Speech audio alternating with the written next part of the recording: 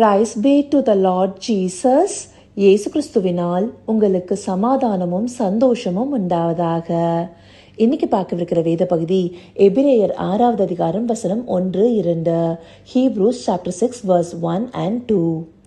ஆகையால் கிறிஸ்துவை பற்றி சொல்லிய மூல உபதேச வசனங்களை நாம் விட்டு செத்த கிரியைகளுக்கு நீங்களாகும் மனம் திரும்புதல், தேவன் பேரில் வைக்கும் விசுவாசம், ஸ்நானங்களுக்கு அடுத்த உபதேசம், கைகளை வைக்குதல், மரித்தோரின் உயிர்த்தெழுதல், நித்திய நியாய தீர்ப்பு என்பவைகளாகிய அஸ்திபாரத்தை மறுபடியும் போடாமல் பூரணராகும்படி கடந்து போவோமாக. இந்த வசனங்கள் நமக்கு ஒரு ஆழமான சத்தியத்தை வெளிப்படுத்துது.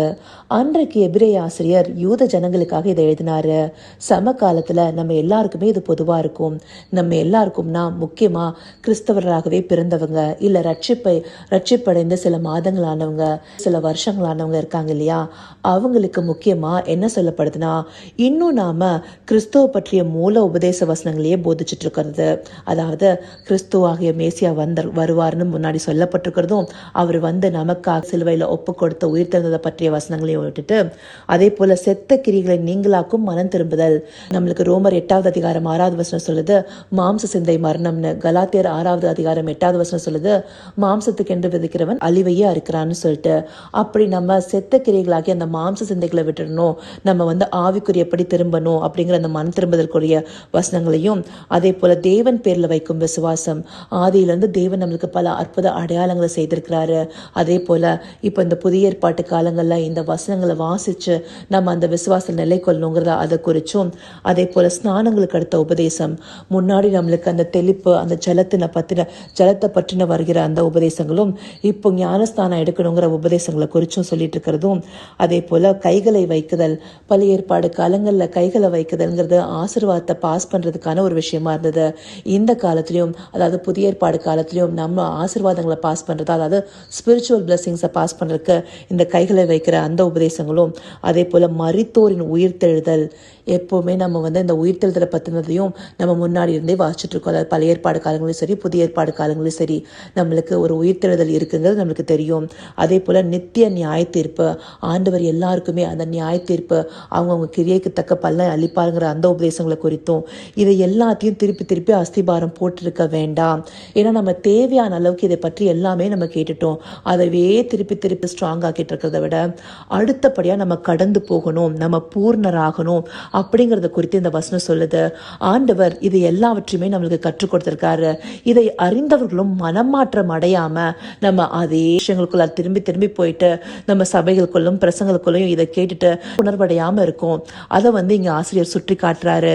ஏன்னா இதற்கு முன்பாக இருக்கிற வேத பகுதியில், அதாவது எபிரேயர் 5வது அதிகாரம் எடுத்துட்டோம்னா நம்மளுக்கு 12வது வசனம் சொல்லுது, காலத்தை பார்த்தா நம்ம போதகராயிருக்கணும், ஆனா இன்னும் நம்ம மூல உபதேசங்களையே பிடிச்சு சுத்திட்டு இருக்கோம். அதை விட்டுட்டு நம்ம பலமான ஆகாரத்தை உண்ணாம பாலை உண்ணத்தக்கவர்களாகவே இருக்கும். அதாவது இன்னும் திருவசனமாகி அந்த ஞான பாலை பருகிறவர்களாகவே இருந்துட்டு இருக்கோம். நம்ம ரட்சிப்படைஞ்ச பல காலங்கள் ஆயிடுச்சு.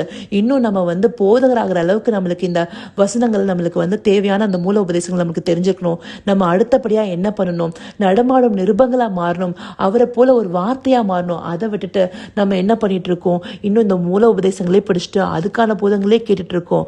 அப்போ நம்ம பலமான ஆகாரம் எடுக்கிறவங்கன்னா எப்படி இருக்கணும், நன்மை தீமை இன்னதென்று பயிற்சியினால் பகுத்தறியத்தக்க முயற்சி செய்யும் ஞானேந்திரியங்களை உடையவர்களாகிய பூர்ண வயதுள்ளவர்களுக்கே தகும். இதை வந்து எபிரேயர் 5வது அதிகாரம் 14வது, அதாவது கடைசி வசனம் சொல்லுது. அப்படி நம்ம நன்மை தீமை இன்னதுன்னு பிரித்தறியத்தக்க பயிற்சியுடையவர்களா இருக்கணும், அந்த ஞானம் உடையவர்களா இருக்கணும். நம்ம எதை கடந்து போய் எப்படி பூர்ண புருஷராகணும் அப்படிங்கறத தெரிஞ்சுக்கணும். அதற்கு அடுத்த விஷயங்கள் அல்லவா நாம இன்னும் பார்க்கணும். இன்னமும் அந்த மூல உபதேசங்களே படிச்சுட்டு இருந்தீங்கன்னா எப்ப மனமாற்றம் அடைவீங்க? இந்த மூல உபதேசங்களை அறிந்தும் இன்னமும் அப்படியே இருக்கிறவங்க எவ்வளவுதான் பண்ணாலும் மாற மாட்டாங்கன்னு சொல்லிட்டு எபிரேயர் 6வது அதிகாரத்தில் இருக்கிற பின்னாடி வர வசனங்கள் சொல்லுது. அதாவது இந்த 6வது வசனம் 7வது வசனத்துல படிச்சோம்னா நம்மளுக்கு தெரியும், அப்படி மறுதளித்து போனவங்க இன்னும் நம்ம என்னதான் அவங்களுக்கு மனம் திரும்பதுக்கு ஏதுவான உபதேசங்களை சொன்னாலும் அவங்கள புதுப்பிக்கிறது கூடாத காரியமா இருக்கும். அப்போ நாம என்ன பண்ணணும், நம்ம ஆண்டவருக்குள்ளார அந்த வார்த்தைகளை கேட்டு இன்னுமாய் வளர்கிறவர்களா இருக்கணும். அந்த பூர்ண புருஷராகிறதுக்கு நம்ம இன்னும் என்னென்ன செய்யணுங்கிறத பார்க்கணும். பேசியர்ல 4வது அதிகாரம் 11வது வசனம் நம்மளுக்கு அதான சொல்லுது, கிறிஸ்துவனுடைய நிறைவான வளர்ச்சியின் அளவுக்கு தக்கதாக பூரண புருஷராகும் வரைக்கும். அதே போல பவுலுடைய நிறைய வசனங்கள் நம்மளுக்கு என்ன சொல்றாரு, கிறிஸ்துவுக்குள்ள நம்ம பூர்ணராகும் வரைக்கும்னு சொல்லிட்டு. அப்படி நம்ம பூர்ண புருஷரா மாறுறதுக்காக நம்ம பயணப்பட்டு அதற்கேற்ற வேலைகளை பார்ப்போமா, இல்ல இன்னும் மூல உபதேசங்களை பிடிச்சு கொண்டவர்களா இருப்போமா? இதை நம்ம உணர்ந்து கொள்ளுங்கிறதுக்காகவே இந்த வசனங்கள் தேவன் நமக்கு இன்றைக்கு காண்பிக்கிறாரு. இதை அறிந்தவர்களா நாம என்ன செய்யணும்? நாம ஆண்டவருடைய அந்த பூர்ண வளர்ச்சிக்கு தக்கதா நன்மை தீமை இன்னதுன்னு சொல்லிட்டு பகுத்தறியத்தக்க அந்த பயிற்சியுடையவர்களா, அதற்கேற்றபடி அநேகருக்கு நடமாடும் நிருபங்களா இருக்கணும். அவங்க நம்மளை பார்த்து சில விஷயங்களை கற்றுக்கொள்பவர்களா இருக்கணும். ஆண்டவர் நமக்குன்னு ஒரு சித்தம் வச்சிருப்பாரு, நமக்குன்னு ஒரு காலிங் வச்சிருப்பாரு, அதை நிறைவேற்றுபவர்களா இருக்கணும்.